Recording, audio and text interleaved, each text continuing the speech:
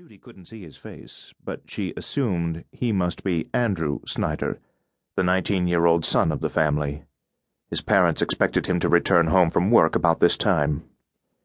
She let the draperies fall into place and stepped out of the living room into the foyer. When she heard Andrew's footsteps on the porch, she opened the door. "Andy," she said, "I was so worried." Chucking off his boots to leave them on the porch, Andrew smiled and shook his head. "You worry too much, Mom. I'm not late." "No, you're not, but terrible things have been happening in town tonight." "What terrible things?"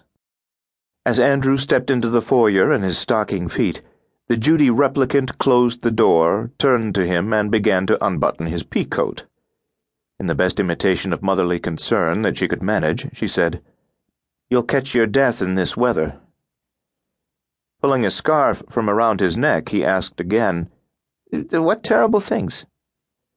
He frowned with confusion and annoyance, as if her fussing with his coat must be out of character for her. As she opened the buttons, she maneuvered him until the doorway to the study lay beyond even his peripheral vision. "All the killings," she said. "It's horrible." Intent upon her to an extent he had not been until now, Andrew said, "Killings? What killings?"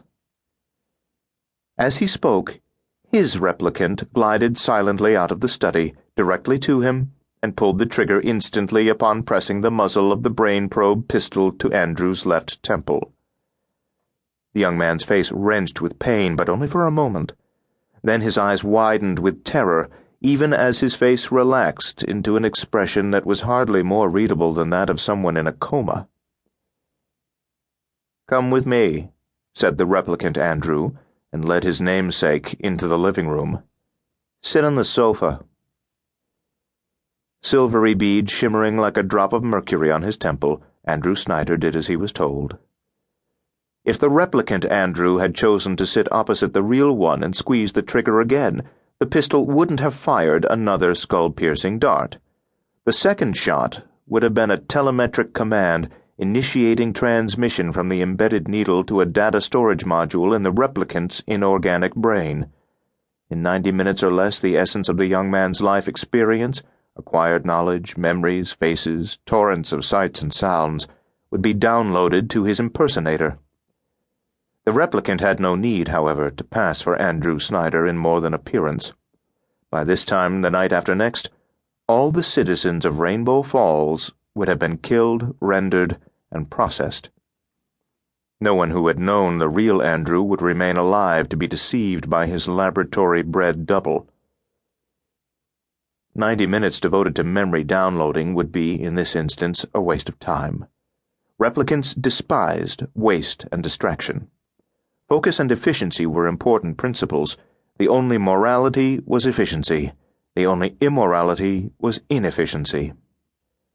The community, as creatures born in the hive called their new civilization, would soon possess a secret base from which to move outward relentlessly across the continent and then swiftly across the world.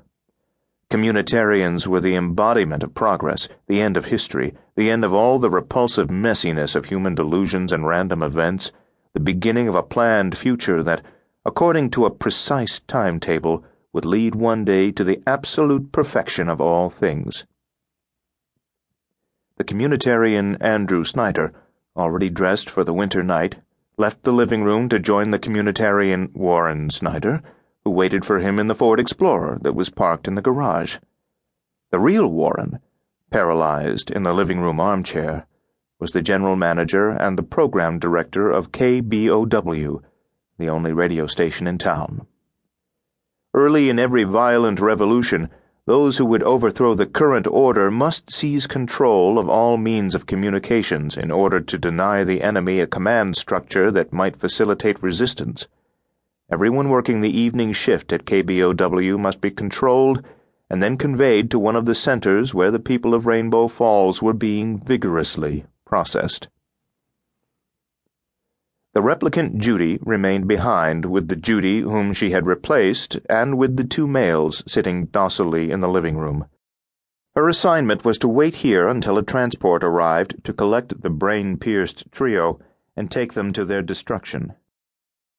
Even if the members of the Snyder family had been in